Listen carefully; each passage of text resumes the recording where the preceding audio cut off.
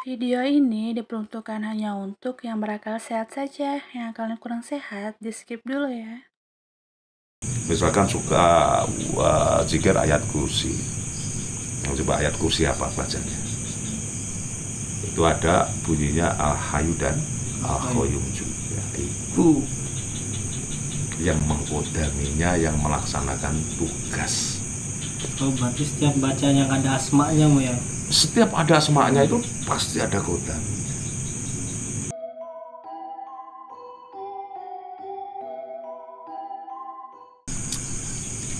Mu,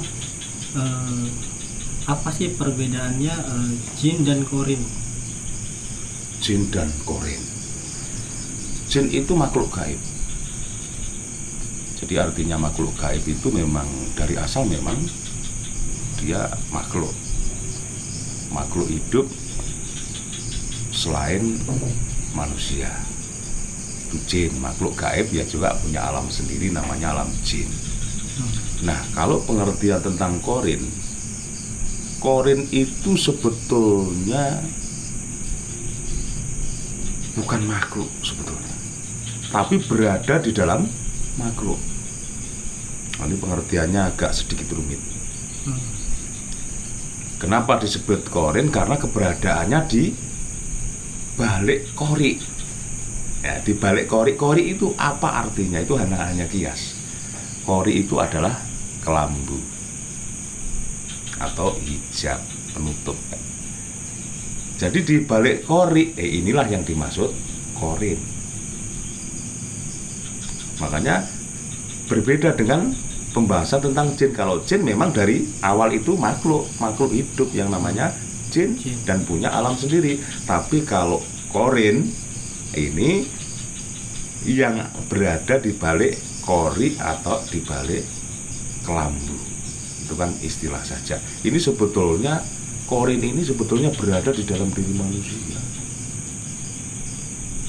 Jadi yang dimaksud korin sebetulnya pembantu yang hak atau pembantu yang memang diperuntukkan manusia yang diciptakan oleh Allah itu ada di dalam diri manusia. Inilah yang namanya korin. Jadi jangan sampai menyamakan antara jin dan korin. Iya. Kalau jin itu memang makhluk hidup yang punya alam sendiri. Kalau korin ini ada di dalam diri manusia, ada di dalam diri makhluk hidup yang ada kelambunya, masih ada pembatasnya.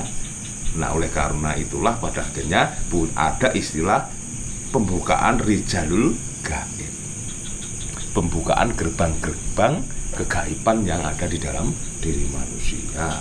Ini ada kaitannya dengan korin. Dan sebetulnya juga yang kebanyakan khalayak umum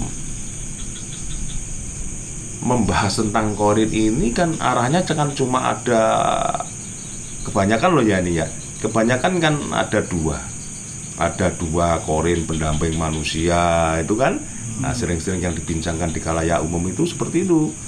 Ya, yang dimaksud yang dua pendamping manusia itu sebetulnya kalau di dalam pembahasan Kawruh Jawa itu kan ada namanya Kakang Kawah Adi Hari-hari. Jadi Kakang Kawah Adi Hari-hari. Kakang Kawah itu yang menguasai, zat yang menguasai atau ruh yang menguasai. Kakang Kawah itu kan air ketuban. Ketika seorang bayi mau dilahirkan itu kan ada air ketubannya dulu sebagai pelicin atau pelancar bayi mau dilahirkan. Itu ada yang namanya banyu kawah atau air ketuban itu ada yang menguasai. Kemudian Adi Hari-hari ini ada zatnya juga, makanya jadinya ada dua. Yang menguasai plasenta ini loh, hari-hari bayi itu loh. Nah, ini dulu kan ketika bayi kan ada plasentanya juga, ada baturnya juga. Nah, itu seringkali yang dibahas tentang korin yang mendampingi manusia ada dua. Itu sebetulnya masih sebatas Kakang Kawah Adi Hari-hari itu. Nah, itu sekelasnya malaikat juga, bukan jin. Bukan. Setiap manusia punya pendamping dua itu. Ya lebih detail lagi dari kupasan hakikat Jawa, bahwa setiap manusia lahir itu pasti punya dua kodam pendamping atau pembantu pendamping. Kodam ini kan pembantu. Nah ini ada dua, itu namanya kakang kawah adi hari-hari atau dua malaikat yang mendampingi manusia. Kodam itu kan adalah pembantu diri kita, berarti korin tadi itu. Iya, itu yang hak sebetulnya, yang hak untuk diri kita, karena bukan berasal dari luar diri manusia. Cara menggunakan korin dalam diri kita itu bagaimana? Nah salah satunya, ini pertanyaan cerdas, salah satunya kan sudah saya sebutkan tadi, ada dengan tata cara dengan pembukaan rijalul gaib atau gerbang-gerbang kegaiban yang dimiliki manusia. Nah oleh karena ini termasuk sesuatu hal atau sesuatu keinginan yang tidak lumrah, maka tata caranya juga akan tidak lumrah. Artinya harus benar-benar dengan keteguhan dan kesungguhan kita sendiri, harus melakukan tirakat-tirakat. Nah sehingga suatu ketika atau tiba masanya, kalau sudah cukup tirakat kita juga akan bisa menemuinya atau juga bisa mewujudkan apa yang kita sebut korin itu tadi. Kalau soal tata cara ini kan sudah masuk ke dalam ranahnya tata cara ya, torekot ya. Nah, ini mungkin di pembahasan yang lain saja. soalnya apa? Nah, soalnya kalau mungkin ada dari yang mendengar ucapan atau obrolan kita ini, nanti tahu-tahu ada yang melaksanakan, kemudian ada kesalahan sedikit, bisa menyebabkan bahaya. Bisa berbahaya, bisa menyebabkan gila, stres atau apa, ya kan kasihan. Ini kan harus ada yang mendampinginya, guru mursyid yang harus ada untuk menuntunkannya biar tidak tersalah melaksanakan tirakat-tirakatnya. Jin ini juga kan sebenarnya dikhususkan juga kepada manusia berarti ya? Iya, sebetulnya tidak apa-apa kok. Kalau kita mengambil dasar bahwa Allah itu menciptakan bumi langit dan seisinya, yang nampak dan yang tidak nampak itu diciptakan untuk manusia. Sebenarnya manusia ini ingin memanfaatkan jin juga tidak ada masalah sebetulnya. Tapi ada syarat dan ketentuan. Syarat dan ketentuannya apa? Syarat dan ketentuannya salah satunya kita harus bisa lebih hebat daripada jin. Sehingga kita tidak dikendalikan oleh jinnya kan. Nah, tetap kita yang bisa mengendalikan. Ini syarat yang pertama. Syarat yang kedua adalah niat dan tujuan kita untuk apa kita memelihara jin. Kalau untuk kebaikan misalnya, ya kenapa tidak? Tapi kalau untuk keburukan, ya kita sendiri yang rugi, kita sendiri akan yang menanggung dosanya. Jadi syarat ketentuan itu minimal dua itu. Kemudian yang ketiga, kita harus mengerti betul tentang urusan jin. Jangan kita katanya-katanya. Kita benar-benar memang betul-betul menguasai pengertian atau ilmu-ilmunya yang mengarah ke jin itu.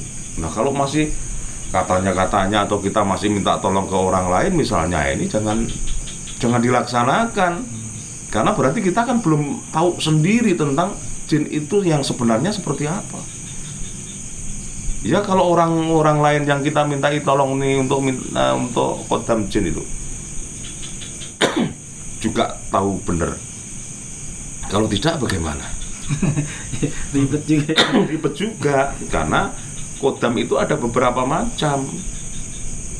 Satu, kodam ini yang maksudnya yang kodam yang dari luar manusia ya ini ya. Iya. Kodam karena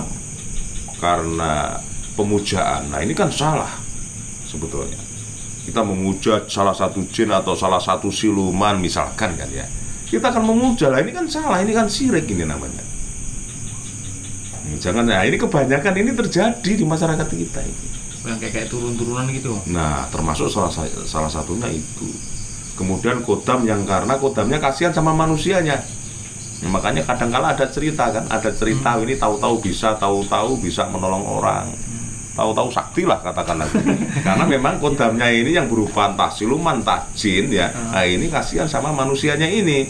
Kemudian tahu-tahu membantu. Itu karena kodam yang berasal dari luar manusia ini, ya ini kasihan. Nah kemudian yang paling bagus adalah kodam taklukan.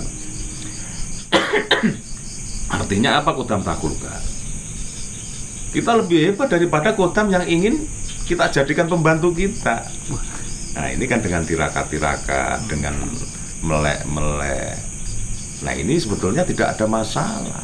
Kita tahu sendiri misal mau memelihara jin biar bisa membantu kita, misal bener-bener melek, bener-bener tirakat kan, akhirnya bisa nampak betulan tarung beneran sama jin, kemudian memenangkannya pertarungan itu. Nah, setelah menang membuat kesepakatan, kamu harus membantu saya misalkan. Nah ini juga masih tergantung lagi, kalau untuk sebuah perbuatan yang buruk atau perbuatan jahat, kita juga yang menanggung dosa. Harus hati-hati juga. Nah kebanyakan ini terlena. Sudah memenangkan pertarungan terus jinnya disuruh yang enggak kan. Makan yang enggak. Ini bergantung pada manusianya, makanya harus hati-hati. Nah kalau belum benar-benar menguasai tentang ilmu, tentang pengertian dan pengetahuan tentang jin, lebih baik jangan ikut-ikutan mencari kodam jin atau selain yang ada di dalam diri kita. Sebenarnya yang paling sempurna itu yang kodam yang diberikan Allah yang ada di dalam diri kita ini kok sebetulnya. Dengan zikir, ya, dengan puasa, dengan sholat sunat, itu apa sih urusan kita yang tidak akan lancar? Bila mana kita sungguh-sungguh, bila mana kita itu benar-benar melaksanakannya. Jangan hanya kuat di niat dan tekadnya saja, tapi pelaksanaannya nggak ada, jangan. Jadi benar-benar kita melaksanakannya dengan baik. Dari jalur syariat, bisa, silahkan saja. Dari jalur tarekat atau hakikat tidak ada masalah juga. Jalan yang mana yang disuka dan dimampu. Itu saja sebetulnya. Jadi manusia itu sebetulnya nggak perlu mencari kodam-kodam yang lain selain yang ada di dalam diri manusia. Malah akan rentan kita masuk ke dalam ranahnya syirik. Kalau kita mencari kodam selain yang ada di dalam diri kita sendiri. Itulah. Makanya harus hati-hati tentang perkodaman. Ini mau juga mau nanya. Katanya kalau dalam bacaan juga tuh ada kodamnya juga, Mas. Dalam bacaan yang ada tuntunannya atau zikir-zikir yang dianjurkan dari syariat agama itu sebetulnya ada kodamnya juga. Dan kodamnya itu bukan dari kodam luar manusia, bukan. Ya kodamnya yang ada di dalam diri manusia. Di dalam diri manusia. Di dalam diri manusia juga. Nah kalau sering-sering lihat perbincangan yang sudah-sudah, ini akan paham apa yang saya maksudkan ini. Contohnya seperti ini, ketika kita ingin disenangi orang banyak, atau ini urusan dengan mahabbah lah, untuk perorangan atau untuk orang umum. Nah, kita mewiridkan innahu min Sulaimana wa innahu bismillahirrahmanirrahim, misalkan seperti itu. Nah, kita zikirkan, zikir ini mengucapkan satu kata atau satu kalimat berulang-ulang. Nah, ini namanya zikir. Kita zikirkan dengan jumlah tertentu. Nah, kemudian ada puasanya juga. Maka dari zikir dan tirakat atau puasa yang kita laksanakan ini kan mampu menggerakkan kodam yang ada di dalam diri kita. Nah, dalam bacaan itu tadi apa sebetulnya yang mengkodaminya atau yang melaksanakan apa yang kita inginkan, apa yang kita hajatkan? Ternyata ada Ar-Rahman dan Ar-Rahimnya. Innahu min Sulaimana wa innahu bismillahirrahmanirrahim. Berarti kan Ar-Rahman dan Ar-Rahim ini yang melaksanakan tugas yang kita ingin wujudkan itu kan ada di dalam diri kita juga. Ini sebetulnya agak lebih mendalam karena Asmaul Husna itu ada di dalam diri kita. Ya, coba mungkin pernah melakukan zikir. Nanti yang mana yang bergerak untuk mewujudkannya itu? Siapa tahu zikir apa selain yang saya sebutkan atau yang saya bacakan tadi. Itu pasti ada satu atau dua malah yang ikut gitu. Yang ikut. Misalkan suka zikir ayat kursi. Coba ayat kursi apa bacanya? Itu ada bunyinya Al-Hayyu dan Al-Qayyum juga. Itu yang mengkodaminya, yang melaksanakan tugas. Oh, berarti setiap bacanya ada asmanya ya? Setiap ada asmanya itu pasti ada kodam. Nah, itu zat-zat ilahiyah malah. Atau orang umum mengatakan bahwa kodam yang kita kerahkan atau kita pancarkan ini adalah kodam malaikat. Pernahkah mendengar itu? Oh, ini pakai kodam malaikat katanya seperti itu. Keren betul ternyata. Malaikat saja dijadikan kodam atau dijadikan pembantu. Makanya ini mungkin yang kebetulan mendengarkan yang masih di dalam ranahnya syariat,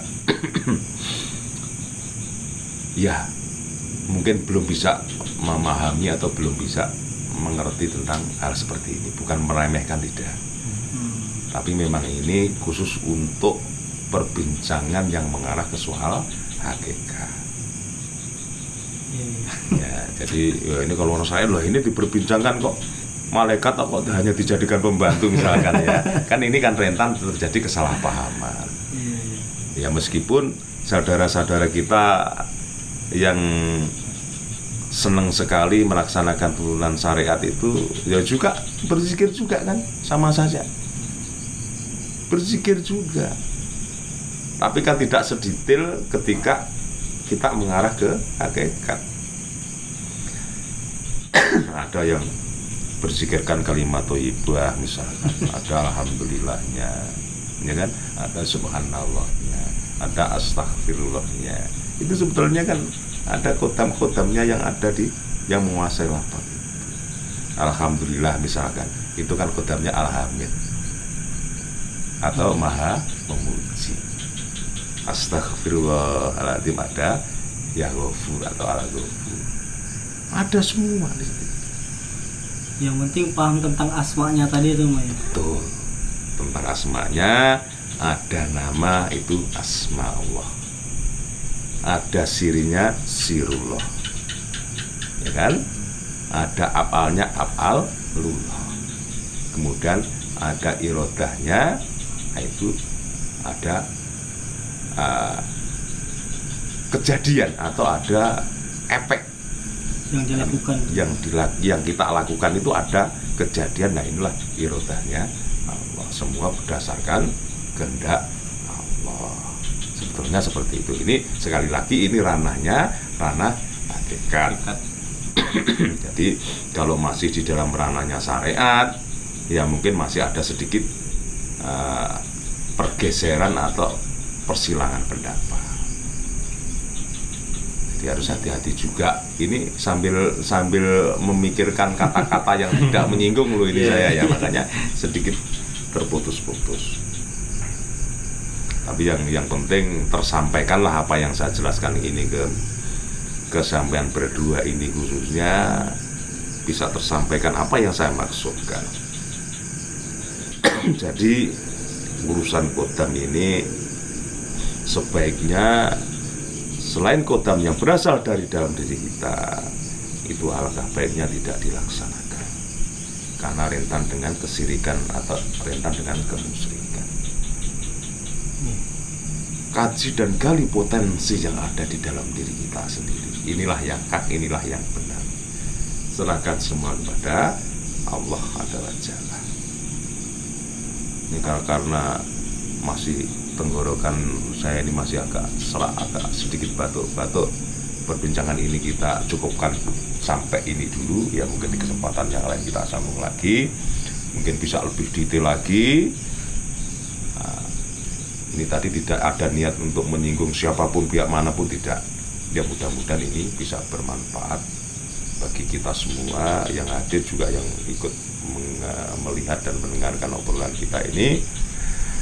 Mudah-mudahan bermanfaat untuk kehidupan kita di dunia dan di akhirat kelak. Amin.